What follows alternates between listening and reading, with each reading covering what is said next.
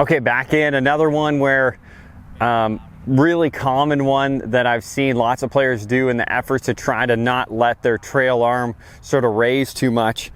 So this one is they take a towel or the glove and they put it under their trail arm. I might, in the odd case, use it to sort of this position to try to keep the shoulder sort of connected with the chest. But once we get past about hip high, if I try to keep this pinched in, what most people do is this shoulder is going to sort of shrug up to their neck.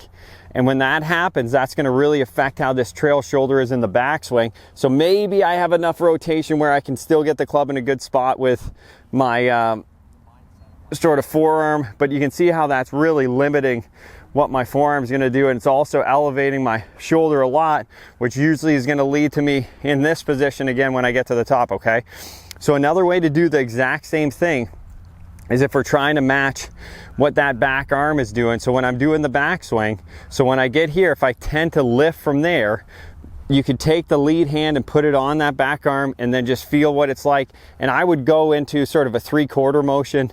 Some other drills that we talked about before is obviously this one under the elbow. That's going to help you feel where that club is going to be there. But definitely we don't want that shoulder shrugging up in the effort to try to pin it down. We want the free motion, letting the shoulder stay away from our head here when I get to that position. I do not want to see it going up. So if I get to there, lots of space, gets the trail arm in a good spot, more powerful position versus it sort of shrugged up there. So I'm trying to get that nice spacing as I get to the top. That gets my arm in a really good spot, and then just copying that feel.